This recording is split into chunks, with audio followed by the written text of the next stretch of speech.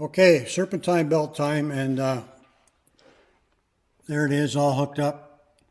Couldn't hold the camera and do that, of course, but there's a handy diagram right there on your rad shroud.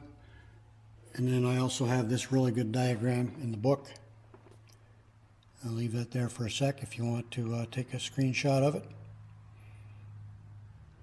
And the tensioner also has that 1/2-inch socket, so it makes it easy to take the tension off to get the belt on.